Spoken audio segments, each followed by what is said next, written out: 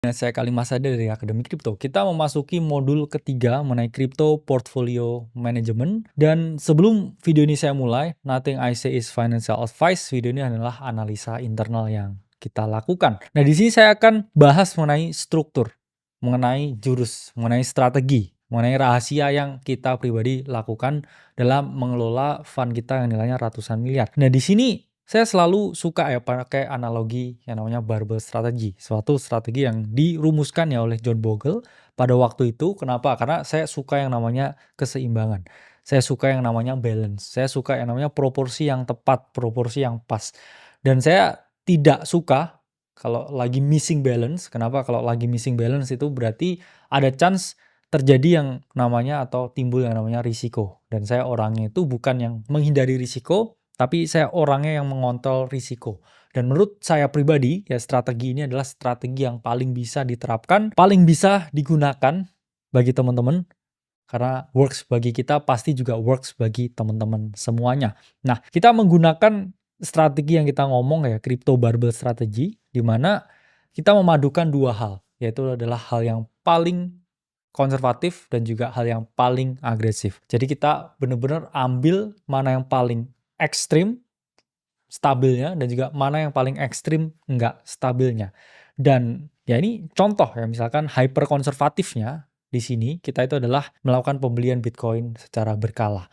Mengapa pembelian Bitcoin? Nanti akan saya jelaskan lebih lanjut di modul selanjutnya. Ya jawabannya karena itu adalah aset yang paling besar di market. Kita lagi di bull market dan juga narasi tentang Bitcoin ini memang sangat kuat digaungkan oleh banyak sekali institusi dan juga berbagai negara yang ada di dunia saat ini. Dan hyper agresif yaitu adalah trading altcoin, trading meme coins, dan juga aktivitas-aktivitas lain yang mana cuannya itu bisa kita ngomong adalah asymmetric bet. Kita masukkan size investasi yang kecil dengan harapan dia berlipat-lipat ganda mengalami kenaikan, dan ya kita selalu ambil kenaikan itu untuk bisa ya memperoleh cuan yang mana sangat eksponensial. Mengapa strategi tersebut ya cukup menarik diterapkan di market, atau misalkan teman-teman ya di sini mau menerapkan strategi ini, ada 3 hal di sini.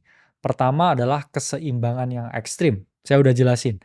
Saya bukan orang yang oke, saya mau all in Bitcoin aja. Atau misalkan saya seperti orang gila, oke saya hanya beli altcoin, ya semua altcoin saya beli, saya nggak punya Bitcoin sama sekali, itu gila. Tapi keseimbangan ekstrim, di sini saya masih punya bantalan yang kuat atau jumlah Bitcoin yang stabil yang mengalami kenaikan, tapi saya juga tidak loss exposure dengan Ethereum, dengan Solana, dengan Hyperliquid yang menurut saya ya kalau dia naiknya lebih oke atau exponentially growth, ya saya juga masih punya exposure di situ. Saya bukan orang yang oke, saya mau left out ketika ada opportunity di market dan saya tidak bagian dari itu. Itulah mengapa ya saya cuan di Hyperliquid, saya cuan di Fartcoin dan juga berbagai koin-koin yang ada lainnya. Karena saya nggak mau left out dengan opportunity yang ada di market. Menurut saya itu cukup menyakitkan ketika saya hanya hold Bitcoin terus tiba-tiba ada Hyperliquid ya dari $3 ya ke $30 plus, terus habis itu saya nggak punya di situ, atau Fartcoin yang mana ya dari puluhan juta bisa jadi miliaran, ya saya nggak mau kalau saya nggak punya exposure di situ, meskipun ya exposure-nya itu juga sangatlah kecil. Itulah mengapa ya yang kedua, teman-teman tetap punya landasan yang stabil. Kalau 70%-nya itu adalah Bitcoin, teman-teman hanya perlu mainin 30%-nya. Karena 70%-nya udah stabil banget, tinggal main-main tapi porsinya itu 30% aja. Jadi ini keep in mind ya, teman-teman harus menerapkan ini. Dan terakhir ya pertumbuhan eksponensial. Karena 30% ini kalau bisa naik 10 kali lipat ya, portofolio teman-teman itu gain-nya 300%. Belum lagi kalau Bitcoin-nya double. Itu berarti teman-teman overall bisa sampai gain 400-500%. Itulah mengapa teman-teman kalau lihat di testimoni kita ya, member-member banyak yang mengalami keuntungan yang sangat tinggi karena bantalannya kuat di Bitcoin, 30%-nya mereka mainan yang lain. Nah, ini contohnya ya, misalkan dari uang 100 juta ya, 70%-nya ya di bagian sininya ini untuk nabung Bitcoin dengan 2 strategi yang mana nanti akan kita jelaskan. Atau di sini juga teman-teman bisa melakukan diversifikasi dari sisa 30%-nya. Artinya apa? Kalau dari uang 100 juta, 30 jutanya ini teman-teman bisa gunakan untuk NFT, bisa gunakan untuk staking ya, airdrop, DEX trading, atau hunting-hunting IDO, ICO, atau juga trading altcoin ya secara 2 arah. Namun menurut saya pribadi, ini pendekatan yang tidak maksimal. Kenapa? Karena 30%-nya ini harusnya kita konsentrasikan ke satu 2 hal. Mengapa? Karena kalau enggak ya 30% ini kan relatif lebih kecil. Kalau kamu mau nangkep semuanya ya, semua opportunity yang ada di market, jawabannya uang kamu akan bisa terpecah-pecah dan kamu nggak bisa dapatkan growth yang eksponensial. Ingat, kamu punya kapasitas dan juga punya keterbatasan. Kalau kamu maunya semua kamu sikat, ya kamu yang jadinya disikat sama market. Jadi jangan coba ya banyak sekali kesempatan, tapi teman-teman bisa ya fokus 30%-nya ini misalkan untuk altcoin trading 2 arah. Jadi dari 100 juta nih ya punya duit, 70 jutanya untuk Bitcoin, 30 jutanya untuk trading altcoin. Itu sangat demokratis menurut saya pribadi. Atau di sini teman-teman bisa yang kedua nih, misalkan 70%-nya ini untuk Bitcoin, sisanya 30%-nya untuk trading meme coin. Itu juga bisa teman-teman lakukan. Teman-teman pun ketika trading altcoin bisa memilih 2 instrumen, antara itu derivatif atau spot. Ya, derivatif itu trading 2 arah. Teman-teman bisa long, bisa short, opportunity-nya jauh lebih banyak. Ketika seperti ini market lagi merah, teman-teman juga bisa ambil peluang, ambil kesempatan. Namun di sini teman-teman harus disiplin terapin yang namanya stop loss.